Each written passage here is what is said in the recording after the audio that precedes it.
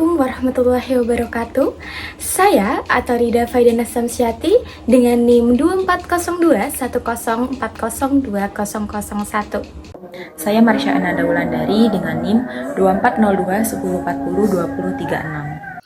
Saya Elnika Banutama dengan NIM 240210402045. Perkenalkan, nama saya Natasha Dinda Putri dengan NIM 240210402105.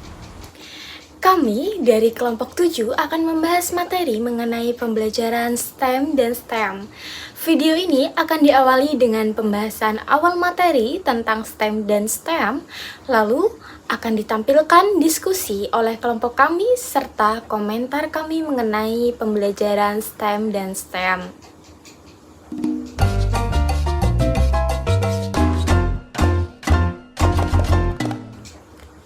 Mari kita pelajari pembelajaran STEM dan STEM terlebih dahulu.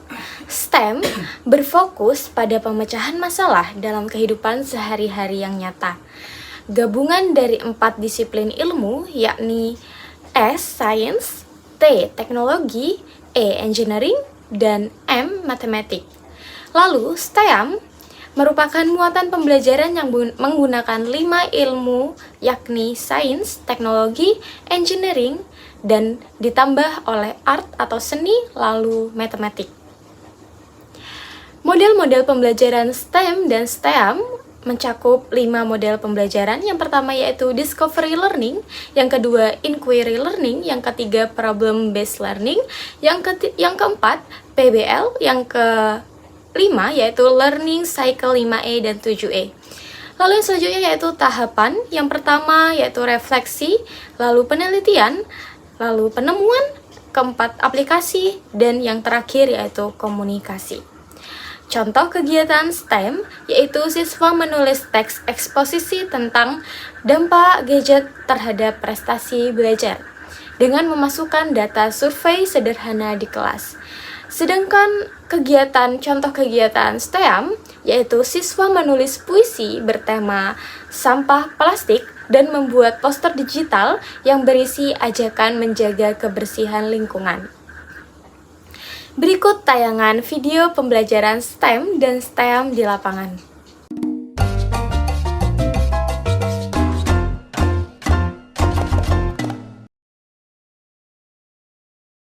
Assalamualaikum warahmatullahi wabarakatuh. Waalaikumsalam warahmatullahi wabarakatuh. Apa kabar semuanya? Baik. Oke, hari ini yang tidak masuk siapa? Al-Hasna. Kenapa, Mbak? Izin. Oh, izin. Oke. Ada lagi yang tidak masuk? Masuk semua. Sebelum memulai pembelajaran, silahkan cek kanan kiri ada sampah atau tidak. Kalau ada, silakan Ibu kasih waktu 1 menit untuk membuang keluar. Oh, nggak ada. Oke, kelasnya berarti bersih ya. Tepuk tangan untuk kalian semua. Ibu akan memberikan pembelajaran mengenai teks cerita inspiratif. Nah, nanti kalian akan menelaah struktur teks cerita inspiratif. Oke, sebelum memulai pembelajaran, biar kita lebih rileks dan semangat, kita games terlebih dahulu ya. Setuju? Oke. Jadi nanti gamesnya seperti ini. Kalian mengikuti instruksi atau suara dari ibu. Rambut ya yang dipegang rambut, tapi jangan mengikuti gerakan ibu. Paham? Silakan berdiri semuanya. Oke. Siap ya? Hidung, alis, mulut. Oke. Bantu ibu untuk melihat teman-teman kalian yang salah ya. Oke. Pipi, jidat. Mbaknya salah tadi, jidat malah sini. Ayo silakan mbaknya maju. Yang lain silakan duduk kembali. Oke. Hari ini kita akan belajar apa, Mbak? Menelaah struktur teks cerita inspiratif. Oke, menelaah struktur teks cerita inspiratif. Coba sebutkan struktur teks cerita inspiratif apa saja yang kamu ketahui? Orientasi. Komplikasi. Komplikasi. Koda. Koda. Benar tidak anak-anak? Benar. Sudah urut? Belum. Coba kita urutkan bersama-sama. Organisasi. Komunikasi. Resolusi. Oke, tepuk tangan untuk kalian semua. Sangat semangat. Bagi kalian menjadi 5 kelompok. Silahkan berkelompok, Ibu hitung sampai 5.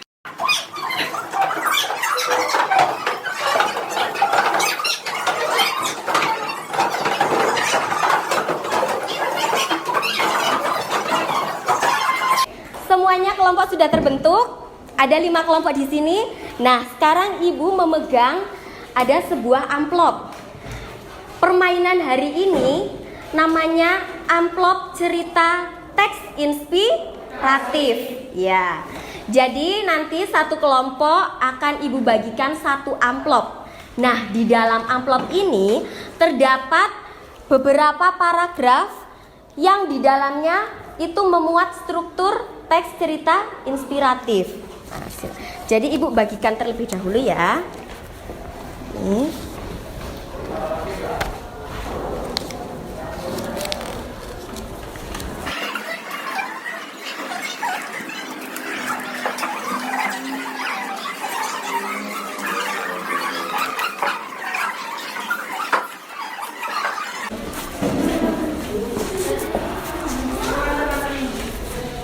Sudah mendapatkan semua? Sudah. Oke, baik. Di sini ada 5 struktur teks cerita inspiratif. Ketika Ibu nanti memberikan instruksi, silahkan kalian baca teks yang berwarna merah, misalkan ada di amplop itu ya. Silahkan kalian baca teks yang berwarna merah, misalkan seperti itu. Jadi nanti kalian menebak unsur struktur apakah teks yang berwarna merah, apakah rangkaian peristiwa, ataukah koda, ataukah yang lainnya. Nanti kalian ketika sudah menemukan jawabannya, kalian menuliskan alasannya di post-it yang sudah Ibu bagikan tadi. Post-it berwarna hijau. Alasannya apa? Misalkan teks yang berwarna merah itu merupakan orientasi. Alasannya apa? Karena menggambarkan latar dan tokoh, mengenalkan latar dan tokoh, misalkan seperti itu. Dan yang sudah menemukan jawabannya langsung maju ke depan. Satu kelompok, satu orang saja yang maju. Nah, paham? Paham semuanya? Ya. Oke.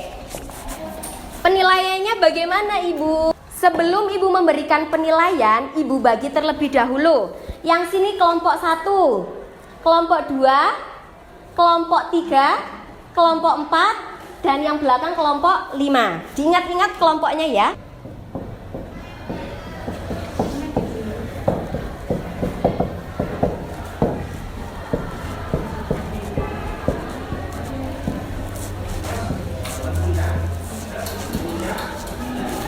Nah, cara penilaiannya nanti ketika kelompok yang maju dan menjawab dengan benar, Ibu kasih bintang 1. Seperti itu ya.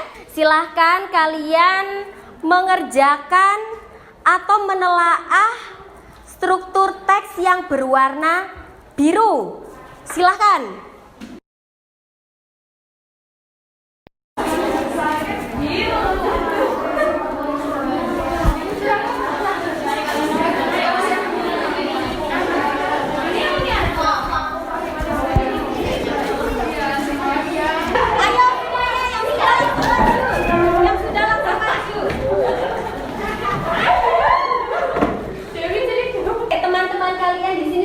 Maju semua dan membawa struktur teks yang kalian telah.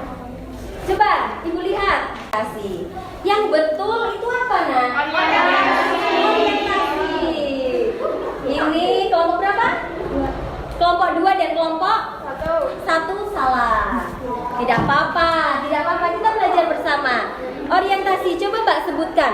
Karena di dalamnya terdapat pengenalan tokoh dan latar belakang tokoh. Oh ya, benar ya. Jadi untuk selanjutnya kalian akan Ibu beri lembar kerja. Nah, lembar kerja ini untuk meneruskan menelaah struktur teks cerita inspiratif. Tadi kan kita baru menelaah 3 ya, baru menelaah 3 struktur teks cerita inspiratif. Nah, nanti kalian bisa tuliskan yang lainnya di lembar kerja ini. Nanti Ibu bagikan satu persatu. Pembelajaran struktur teks cerita inspiratif dengan bantuan media amplop cerita inspiratif. Oke, sip. Nah, untuk pertemuan selanjutnya kita akan belajar untuk menyajikan teks cerita inspiratif. Kelebihan STEM dan STEAM yaitu yang pertama, yaitu mengembangkan berpikir kritis dan pemecahan masalah. Lalu yang kedua, mendorong keterampilan kolaborasi. Lalu yang ketiga, yaitu memupuk rasa ingin tahu dan imajinasi siswa. Lalu kekurangan STEM dan STEAM yaitu yang pertama, membutuhkan banyak bahan dan sumber daya. Lalu yang kedua, kurangnya pelatihan untuk guru. Dan yang terakhir yaitu ketidaksiapan siswa. Sekian penjelasan STEM dan STEAM secara singkat. Selanjutnya akan dilanjutkan dengan diskusi oleh kelompok kami.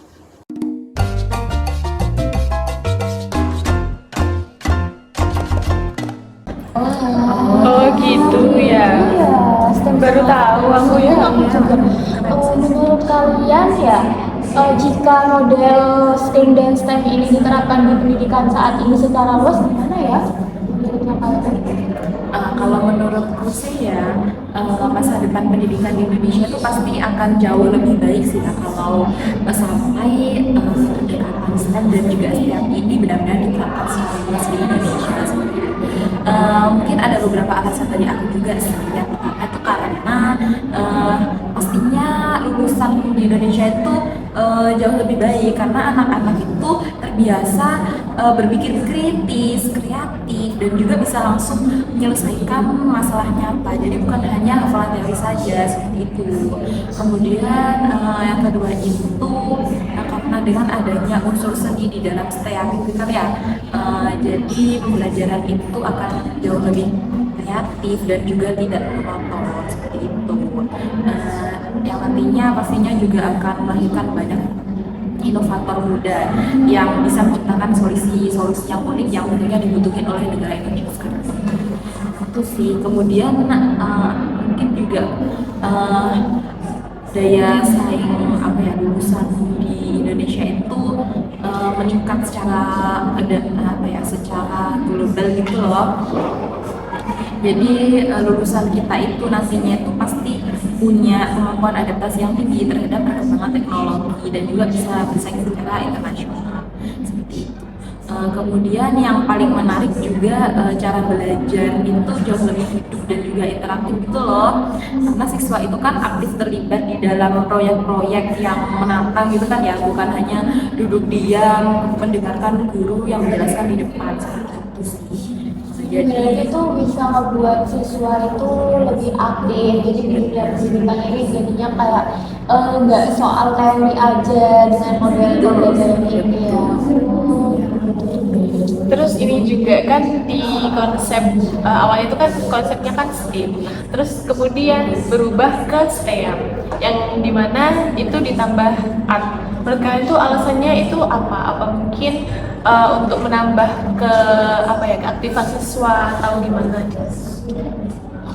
Mungkin kalau dimasukkannya seni ke dalam STEAM itu bisa membuat cara berpikir siswa itu jadi lebih seimbang gitu loh. Jadi kayak nggak cuma berpikir secara logis dan teknis, tapi juga kreatif dan imajinatif. Berarti tetap menuntut kekreatifan siswa. Kemudian kalau siswanya itu ternyata lebih tertarik di bidang seninya, lebih tertarik ke bidang artnya gitu loh. Menurut kalian apakah pembelajaran STEAM ini tetap dianggap berhasil?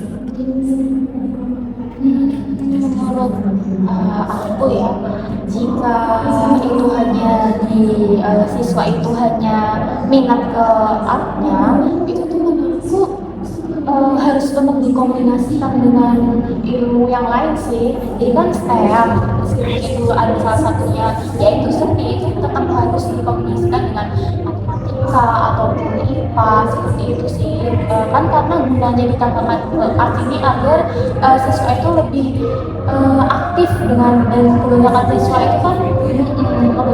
itu kan pasti kayak minatnya tuh ke art gitu. Itu kayak ibaratnya gak boleh art aja gitu loh, harus tetap dikombinasikan dengan S, T, E, dan M nya. Iya, tapi menurutku itu juga sebagai kayak penyeimbang gitu gak sih? Secara kan kalau art itu kan lebih ke seni, itu kan lebih ke otak kanan ya gak sih? Iya, iya sih. Berarti menurut aku ya, STEM dan STEM ini cukup ya, baik untuk dilanjutkan lagi di pembelajaran secara luas gitu ya. Jadi harus di pembelajaran Iya, lebih dikembangkan gitu ya.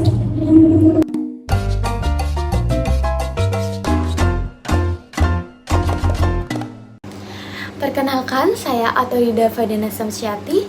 Komentar saya tentang pembelajaran STEM dan STEAM dalam bidang studi Bahasa Indonesia ini memiliki karakter dan dampak yang berbeda terhadap perkembangan kompetensi siswa.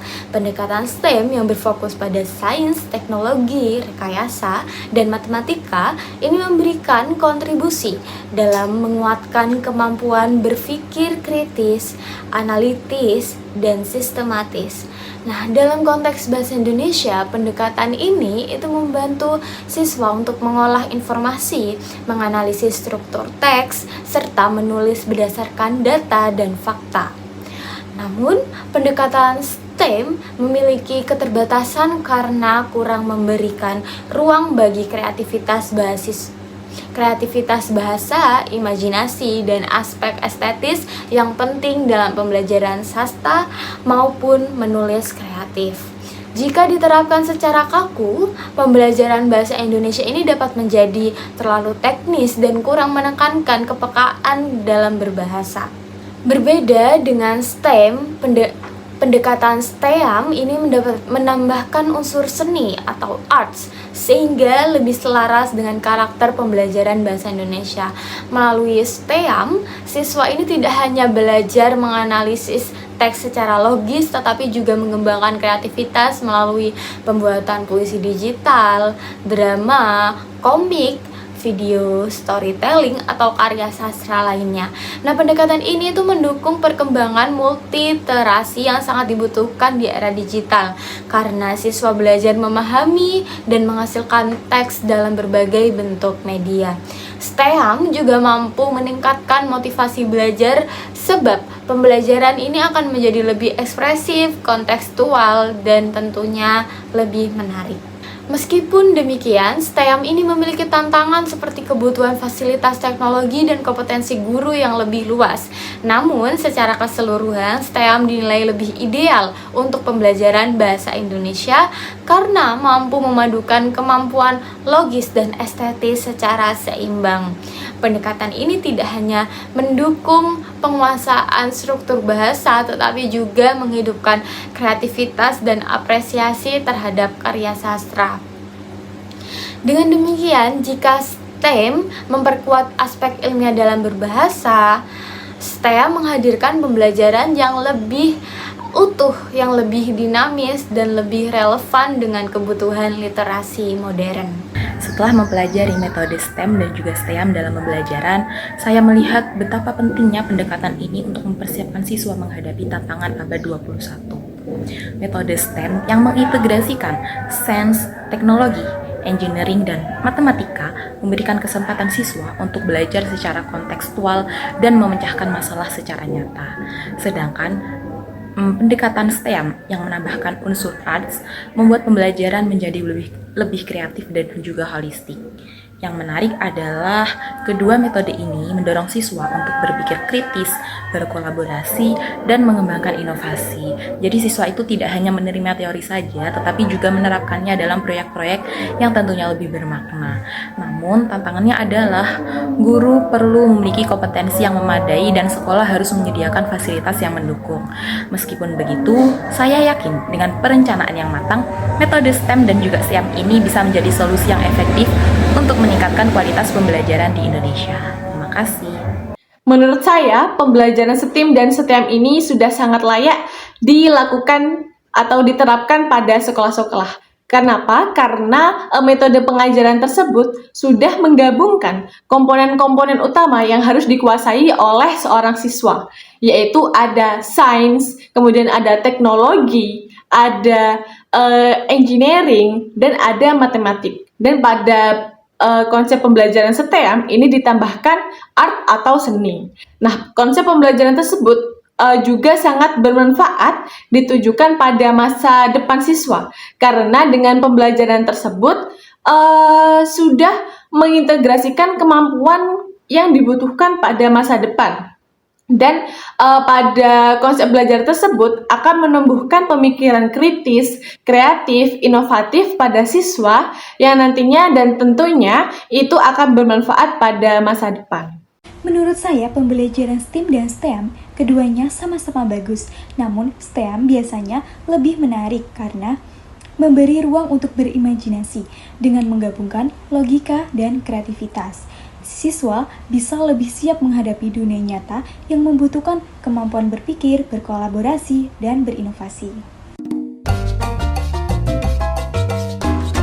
Kesimpulan dari pembahasan kami yaitu STEM dan STEM adalah pendekatan pembelajaran yang menekankan pemecahan masalah yang nyata dengan integrasi beberapa disiplin ilmu. STEM yang berfokus pada sains, teknologi, engineering, dan matematika, sedangkan STEM menambahkan seni untuk menyeimbangkan logika dan kreativitas. Keduanya berprinsip pada pembelajaran kontekstual, kolaboratif, kritis kreatif, aktif, fleksibel, serta berbasis proyek dan inquiry dengan model seperti discovery learning, project-based learning, project-based problem-based learning, serta learning cycle 5E dan 7E. Tahapannya mencakup refleksi, penelitian, penemuan, aplikasi, dan komunikasi. Manfaat utamanya yaitu mengembangkan berpikir kritis, kolaborasi, rasa ingin tahu, dan solusi nyata. Sementara tantangannya meliputi standar yang belum jelas, keterbatasan sumber daya, kurangnya pelatihan guru, kolaborasi antar mata pelajaran, serta ketidaksiapan siswa. Pembelajaran STEM dan STEM kedepannya sebaiknya dilakukan sesuai dengan kehidupan nyata atau lingkungan yang ada di sekitar kita. Contohnya, mengolah sampah dan membuat alat sederhana dengan teknologi. Nah, dengan cara ini, siswa belajar berpikir kreatif, bekerja sama, serta memahami teknologi AI secara aman. Nah, guru cukup membimbing lewat proyek nyata dan penilaian berbasis karya. Tujuannya agar STEM dan STEM bermanfaat bagi kehidupan sehari-hari, sehingga siswa tidak hanya tahu teori, tapi juga mampu berpikir kreatif, memecahkan masalah, dan menggunakan teknologi dengan bijak. Itulah tadi penyampaian video singkat dari kelompok kami. Semoga apa yang kami sampaikan dapat bermanfaat bagi teman-teman dan juga harapan kami semoga pembelajaran STEM dan STEM ini dapat terus diberlakukan di sekolah-sekolah. Sekian video tentang pembelajaran STEM dan STEM. Semoga dapat bermanfaat untuk kedepannya. Akhirul kalam, wassalamualaikum warahmatullahi wabarakatuh.